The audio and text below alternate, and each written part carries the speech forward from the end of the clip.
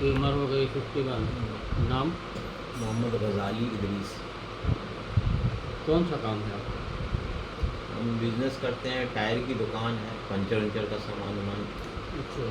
Cell करते हैं। हम्म।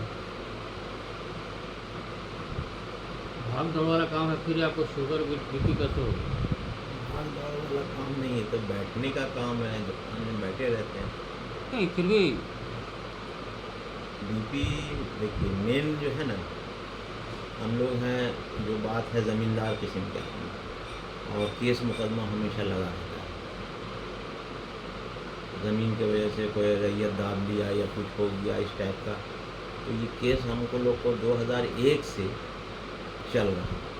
वालिद साहब के गुजरने के बाद सारी जिम्मेदारी हम पर आ गई। 5 बहन की शादी करनी, और दूसरा बिजनेस, ज़मीन को संभालना। वालिद साहब सिंदरी में, यहाँ धनबाद में थे। यहाँ से जब हम लोग वापस गए वहाँ अपने घर को मुंगेर में, हम मुंगेर के रहने वाले, तो जिसके किसके हाथ जो देखने वाला ज़मीन उमीन का सब अपने अपने कब्ज़े में किए हुआ, समझ गए ना। बड़ी परेशानी, यहाँ तक के रिश्तेदार लोग भी जो है प्रॉब्लम क्रिएट कर दिए घर मकान में, सारा चीज़ हम लोग का। तो ये सब वालिद साहब छोड़ छाड़ करके किराए के मकान में चले गए, अपना मकान छोड़ के। उसके बाद धीरे धीरे ज़मीन सबको हम लोग अपने अंडर में करने लगे, केस मुकदमा हुआ, अपना मकान वगैरह भी बना उना करके जो है सब कुछ करके फिर रहते रहते, और यही सब मतलब। तो ये आपको पहले शुगर हुआ कि बीपी हुआ? कन्फर्म हम नहीं कर सकते, हमको लगता है कि शुगर हुआ। दवाई आप खा रहे हो तो आपको पता दवा नहीं? तो इधर खाना शुरू की जब पता चला, तो 6-7 साल थोड़ा ही पहले से। 7 साल पर दोनों दवाई एक ही साथ मिली? शुगर नहीं, पहले शुगर पहले। वही तो हम जानना चाहते हैं, शुगर की दवा पहले मिली होगी हाँ। या बीपी की दवा पहले मिली होगी? शुगर। तो शुगर की दवा पहले मिली आपको 6-7 साल से, और फिर बीपी की दवा कब मिली? बीपी की दवा तो इधर हमको लगता है कि 3 साल से खा रहे हैं। 3 साल से? 3 साल से ऊपर, 3 साल के लगभग से कि उसका प्रॉब्लम हुआ किडनी का, 3 साल लगभग। 6-7 साल पहले आपको शुगर की दवा मिली, उसके फिर 3 पता चला किडनी का प्रॉब्लम, तबीयत ख़राब हुई थी तो चेकअप हुआ, तो किडनी का प्रॉब्लम पता चला। उसी में बीपी भी मेरा बहुत हाई, पता चला कि बीपी बहुत ज़्यादा है। ये आपको किसी ने बताया कि शुगर की दवा जब कोई खाना शुरू करता है तो 3 चीज़ें और आती है साथ में, बीपी और कोलेस्ट्रॉल, और उसके बाद शुगर की दवा खाते खाते 3 अंजाम होता है, या तो आँख की रोशनी जाएगी, या किडनी फेल होगा, या पैर कटेगा। पैर तब कटता है जैसे गैंग्रीन हो गया, जख्म वगैरह।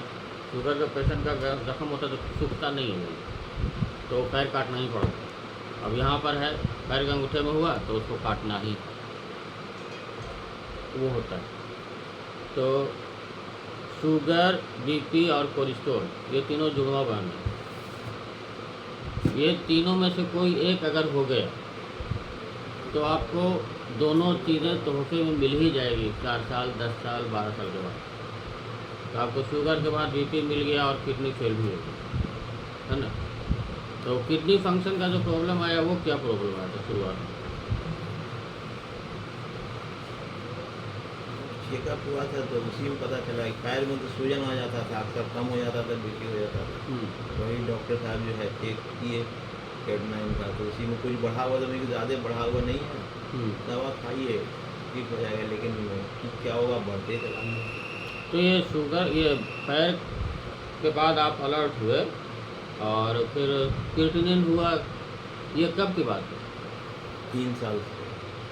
3 साल पहले से किडनी का प्रॉब्लम चल रहा है। अभी तक डायलिसिस तक पहुँचे हैं कि नहीं? नहीं पहुँचे। अभी रिसेंट का क्या मामला है? रिसेंट यही जो है, हमारे पास आने के लिए मजबूर होना पड़ा आपको? मजबूर होना पड़ा कि मेरी तबीयत जो है सुधर नहीं रही, और काम धाम तो कर जाओ। हाँ, काम धाम करते हैं, दुकान वगैरह जो है अपने जाते ही साथ जा रहे हैं? हाँ, दुकान मतलब घर में बैठे नहीं, बिस्तर पर नहीं आया? नहीं।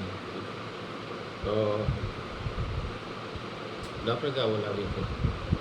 रिसेंट में हुआ। दवा खाते रहिए, धीरे धीरे तो बढ़ेगा। अभी तक आपको कोई डायलिसिस के लिए मशवरा नहीं दिया? नहीं, क्यों? क्रिएटिनिन कितना है अभी? 3.6 था। यहाँ तो 3 के ऊपर पढ़ता है तो डॉक्टर बखलाने लगता है। आपको कोई मशवरा नहीं दिया डायलिसिस के लिए? अजीब है, बड़ा कोई ईमानदार डॉक्टर मिला होगा आपको। हाँ, क्योंकि ना तो अब जो बोल रहा हूँ 3 साल से और फिर ये पैर का सूजन दे गए तो डॉक्टर बेहोश हो जाता है आपका। कैसे बताया नहीं कि डायलिसिस करी जाए? बहरहाल तो डायबिटीज़ की दवाई का यही अंजाम हो रहा है, किडनी फेल होना ही होना है। उसमें 3 ही रिजल्ट आता है डायबिटीज़ की दवाई खाते हैं। आप मेटफॉर्मिन खाते हैं? ये दवाई शुगर की दवाई में क्या मेटफॉर्मिन खाते हैं? नहीं, अभी तो त्रेजिंदा करके है। मैंने उसमें मेटफॉर्मिन एक कॉम्बिनेशन है ना, कॉम्बिनेशन खत्म होगा। बिना उसका शुगर का तो मिलेगा नहीं। हाँ, मेटफॉर्मिन ही की से शुरुआत होती है और हमारे हिंदुस्तान में मेटफॉर्मिन जो है वो ब्लॉकबस्टर मेडिसिन। ब्लॉकबस्टर समझते हैं? अगर आमिर खान की फिल्म 1 महीने में 100 करोड़ का बिजनेस करती है तो उसको ब्लॉकबस्टर फिल्म कहा जाता है। उस तरह से मेटफॉर्मिन अकेला, डायबिटीज़ की एक दवाई में अकेला मेटफॉर्मिन ब्लॉकबस्टर मेडिसिन हमारे यहाँ। कम से कम नहीं तो 7.5-8 करोड़ लोग खा रहे हैं, ठीक है ना। और अब तो एक ट्रेंड चल गया है कि अगर एक उनके लफ्ज़ों में अगर कहा जाए तो 2 ही तरह के आदमी हैं अभी इंडिया में। एक डायबिटिक है जो दवा खा रहे हैं डायबिटीज़ को नॉर्मल रखने में, मशगूल है बेचारे दवा खा खा कर कि मेरा शुगर लेवल नॉर्मल रहे। और दूसरा है प्री डायबिटिक, वो डायबिटीज़ ना हो उससे बचने के लिए दवा खा रहे हैं किसी न किसी शक्ल में। अरे इनका तो बस चले ना, तो वाटर सप्लाई होता है उसमें दवा मिला दें ये लोग, सब चीज़ का, कोलेस्ट्रॉल का, शुगर का। इतने ये लोग बौखलाए हुए हैं सबको बीमार रखने में। इनकी पॉलिसी इतनी गंदी है ना। ये इंग्लैंड में एक वक्त ख्याल आया था लोगों का कि हार्ट के बारे में, कि हार्ट के अटैक होने के मामले में अगर कोलेस्ट्रॉल का इतना ज़्यादा रोल है तो क्यों नहीं कोलेस्ट्रॉल की दवाई को पानी की टंकी में ही मिला दिया जाए जहाँ से वाटर सप्लाई होता है, कि हर घर में कोलेस्ट्रॉल पहुँच जाए। इतनी दूर तक ये लोग सोच रहे हैं। हालांकि हार्ट अटैक होने में, हार्ट का प्रॉब्लम में कोलेस्ट्रॉल का कोई रिश्ता नहीं, वो अलग मामला है, ये अलग मामला है। होता क्या है कि हार्ट अटैक किसी का अगर उसका टेस्ट हो या ऑटोप्सी या पोस्टमार्टम रिपोर्ट हो अगर हो उसका मरीज़ का, तो जाहिर है कैसे आप समझिए कि जहाँ कहीं एक बिल्डिंग है, गिरा, धराशायी हो गया अगर बिल्डिंग, तो उसके मलबे में क्या मिलेगा? ईंट, बालू, सीमेंट, छड़, यही सब ना। उसी तरह से जब उस पर बहुत बड़ा रिसर्च हुआ था कि कोलेस्ट्रॉल कितना ये है, तो उसमें पाया ये गया कि जिसको भी हार्ट अटैक आया उसके कोलेस्ट्रॉल में वहाँ पे हार्ट में कोलेस्ट्रॉल का हिस्सा मिला। तो जाहिर है जैसे बिल्डिंग गिरा वहाँ पर ईंट, बालू, सीमेंट ही मिलेगा मलबे में। तो कोलेस्ट्रॉल करता क्या है कि जब जब आपके आर्टरीज के अंदर का लेयर जख्मी होता है, जैसे आर्टरीज है ना, खून का नली, तो उसका अंदरूनी हिस्सा ही डैमेज होगा ना। तो जब वो जख्मी होगा तो वहाँ पे उस जख्म को भरने के लिए कोलेस्ट्रॉल ही जाता है। अब कोलेस्ट्रॉल ही जाएगा तो रहेगा तो वहाँ पर कोलेस्ट्रॉल ही ना। अब जब हार्ट अटैक आया वहाँ पर से इन्वेस्टिगेट किया जाएगा तो वहाँ पर कोलेस्ट्रॉल का ही हिस्सा मिलेगा ना। तो ये लोगों ने उसी को समझ के बोला कि कोलेस्ट्रॉल का बहुत बड़ा रोल है। तो ये लोग इतने आपाधापी में रहते हैं कि बस हर आदमी मेरी दवाई खाना शुरू कर। तो बहरहाल अब जब आप बीपी की दवाई खाते हैं ना, तो वो करता ये है, मेटफॉर्मिन का काम क्या है कि एक्स्ट्रा जितना ब्लड में शुगर है, ब्लड में जितना एक्स्ट्रा शुगर है मैंने उसके हिसाब से वो हटा हटा करके कहीं ना कहीं आपके बॉडी में दूसरे जगह पे जमा करता है। उसको जमा करना ना बोलिए तो वो छुपाते रहता है। जैसे इसे समझिए कि ये कमरा है, अब इस कमरे में रोज़ झाड़ू दिला रहा है, सफाई हो रही है और कचरा भी निकलता है, तो कचरा कहाँ जाएगा? बाहर फेंकेंगे? लेकिन नहीं, बाहर नहीं फेंकते। झाड़ू दे के जितना कचरा निकला सोफा के नीचे, दीवान के नीचे, अलमारी के नीचे हम घुसाते चले जा रहे हैं। आने वाले को लेकर रूम तो बहुत साफ सुथरा है। यही चीज़ वहाँ मेटफॉर्मिन भी करता है। मेटफॉर्मिन आपके ब्लड से फालतू शुगर को हटा हटा के कहीं ना कहीं बॉडी में छुपाता रहता है। जैसे हार्ट में, लीवर में, किडनी में, ब्रेन में, आई के पर्दे के पीछे, कान में, टोटल जॉइंट में, इतने जगहों पे जहाँ जहाँ जगह मिला वो उसको स्टोर करता रहता है, छुपाता रहता है।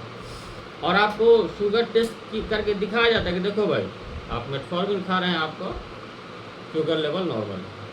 और आप भी बड़ा ही के पुल बांधते रहते हैं डॉक्टरों के बारे में, वह बहुत अच्छा डॉक्टर है, 2 ही खुराक 3 ही खुराक में 2 ही दिन में मेरा शुगर लेवल डाउन हो गया और हम नॉर्मल हो गए। ये तो हर बोलता ही आदमी।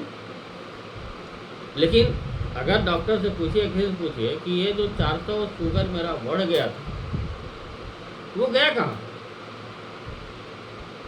वो आपको ऐसे आँख निकाल के देखेंगे कि आपको कच्चा चबा दें। ये सवाल करना उनके लिए बहुत गिरा गुजरता है और उनके पास जवाब नहीं है। एक डॉक्टर से मैंने सवाल किया कि शुगर जाता कहाँ है? बोला कि पेशाब से निकल जाता होगा। ये ऐसे सवाल, ऐसी जवाब। मन तो किया ना कि जूता निकाले इसको मारना शुरू कर, क्योंकि पेशाब से निकल ही जाएगा तो फिर मेटफॉर्मिन खाने की जरूरत क्या? तो यही चाहिए ना। इसलिए कि पेशाब किडनी का काम ही है, जितना कचरा है, फालतू चीज़ है, उसको निकाल बाहर करें। तो शुगर को भी निकाल देना चाहिए उसको। मेटफॉर्मिन खाने के बाद ही क्यों ऐसा करेगा? तो लाजवाब है वहाँ पे। लास्ट में उसी का अंजाम होता है कि आपको हार्ट का प्रॉब्लम शुरू होगा, किडनी का प्रॉब्लम शुरू होगा, जॉइंट्स का प्रॉब्लम शुरू होगा, आँख की रोशनी का प्रॉब्लम शुरू होगा। यानी ये सारा प्रॉब्लम अब शुगर का दवाई खाते खाते आप चले जाए, जॉइंट घुटने में दर्द, कंधे में दर्द होने लगा, डॉक्टर आपको ये नहीं बताएगा कि शुगर की दवाई खा रहे थे तो हो रहा। लेकिन बुनियाद पड़ गई आपको हर बीमारी की वहीं से। अपने आप में डायबिटीज़ कोई बीमारी नहीं है। हमारे तिब्ब में कहा जाता है कि डायबिटीज़ उम्मुल अमराज। उम्मुल अमराज जाहिर हो रहा है ना कि आपने दवा खाना शुरू कर दिया है। लेकिन उम्मुल अमराज कब है? वो ऐसे नहीं कि आप दवाई नहीं खा रहे हैं तो वो ज़्यादा प्रॉब्लम करेगा। दवाई खाना शुरू करेंगे तब ज़्यादा प्रॉब्लम होता है। ये काम जो होता है ना, इस छुपा छुपी वाला खेल, ये दवाई खाने के बाद होता है, दवाई खाने से पहले नहीं होता। डायबिटीज़ को उम्मुल अमराज इसलिए कहा गया कि अगर बहुत लंबे अरसे तक 2 साल, 4 साल, 5 साल तक किसी का शुगर लेवल अगर हाई रहते रहे तो ये सारा प्रॉब्लम हो, यानी कोई भी प्रॉब्लम हो सकता है। लेकिन इसको जल्दी कराया जाता है कि भाई जल्दी ये सारा प्रॉब्लम आपके बॉडी में आ जाए, लो मेटफॉर्मिन खाओ। 2 आदमी है, एक आप शुगर की दवाई खा रहे हैं, 2 ये लोग हैं, हम भी हैं, हम शुगर की दवा नहीं खा रहे, हमारा सबका शुगर बढ़ा हुआ मान लिया, लेकिन आपका प्रॉब्लम ज़्यादा होगा। आप मतलब अगर खुले लफ्ज़ों में कहा जाए कि आप मौत के ज़्यादा करीब जा रहे हैं। हम लोग दवा नहीं खा रहे हैं, हम लोग हैं अपनी जगह। दवा खाना ही सबसे बड़ा चीज़ है और ये डॉक्टर तो समझते नहीं हैं। ये तो चाहते हैं कि सारे के सारे लोग बीमार हैं। इसीलिए मैंने कहा ना कि अभी दो ही तरह के लोग हैं, एक तो डायबिटिक है, फिर दूसरे प्री डायबिटिक। वो किसी न किसी सूरत में दवाई इस्तेमाल कर रहे हैं कि भाई हम डायबिटिक ना हो, हम डायबिटीज़ से बचे रहें, कुछ न कुछ वो इस्तेमाल करते हैं और एडवाइस मिलता रहता है। कोलेस्ट्रॉल का भी वही हाल है, थायराइड का वही हाल है, हाई ब्लड प्रेशर का भी वही हाल है। मतलब जहाँ देखिए 10 आदमी अगर हैं तो इसी सब की चर्चा होती है। पान की दुकान चाय की दुकान पर खड़े हो जाइए, 10 आदमी अगर है तो 4 आदमी बोले भैया मेरा चीनी मत डालना। कॉमन है ये हालात पैदा कर दिए गए हैं और ये इंडिया की ही बात नहीं, पूरे दुनिया की बात पूरी है। दुनिया में फार्मा कंपनियां पूरी दुनिया को बेचने के लिए अपना business एकदम के लिए हावी आदमी है। का जान ले रहा है एकदम। 1975 में मर्क कंपनी का CEO का इंटरव्यू आया था। उसने कहा था कि मुझे खुशी है कि मेरी दवा लोग खा रहे हैं, लेकिन ऐसे लोग खा रहे हैं जो बीमार हैं।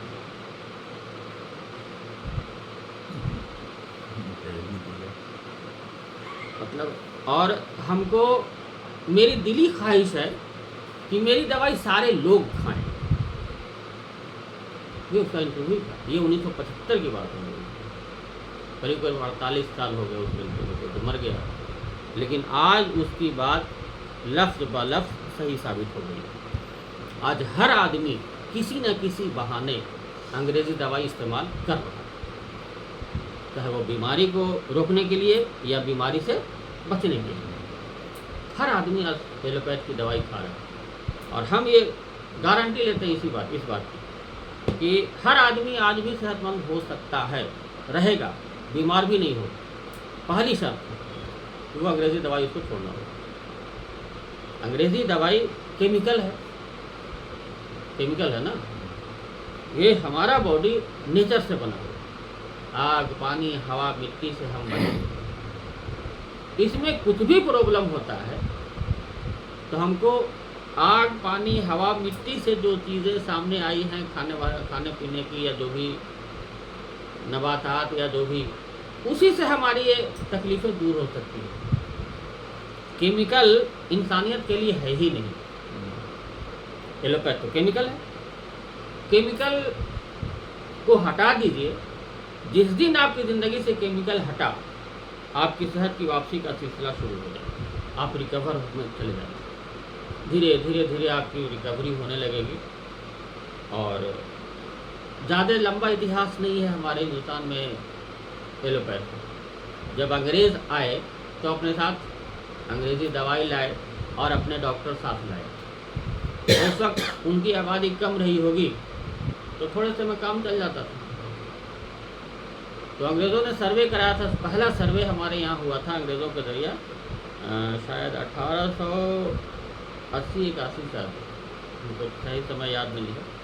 उस वक्त इंडिया के हेल्थ की जो हालत थी वो ये थी, एवरेज जब निकाला गया उस सर्वे का, जनगणना का, तो अगर फैमिली में 5 आदमी है तो 4 आदमी सेहतमंद।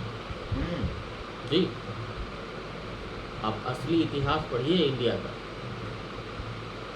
आंखें फटे की फटी रह जाएगी।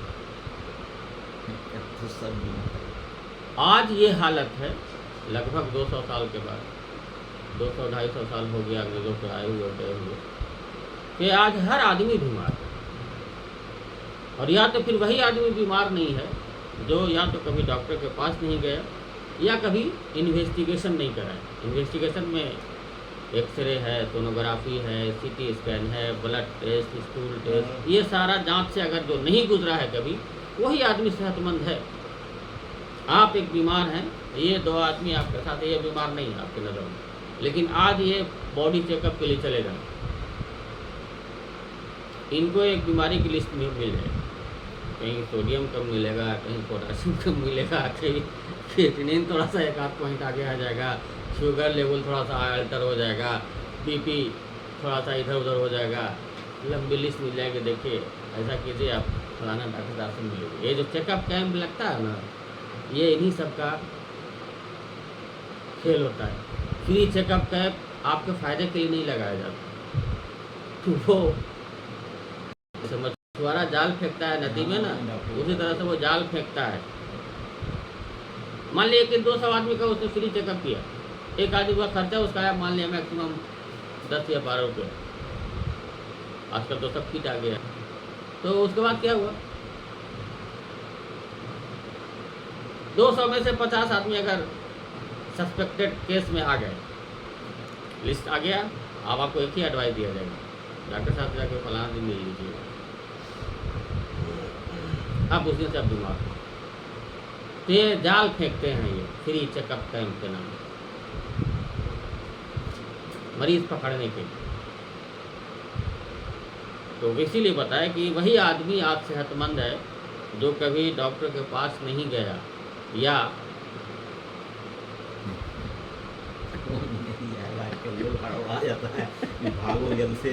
अरे नहीं जाएंगे ना आप, जैसे आपकी उम्र या और कुछ उम्र के, अरे डॉक्टर चेकअप करा लीजिएगा, ऐसे मशवरा दिया जाएगा यूं ही बैठे बैठे, इतनी उम्र हो गई, इधर चेकअप करा लीजिए क्या हाल है आपका।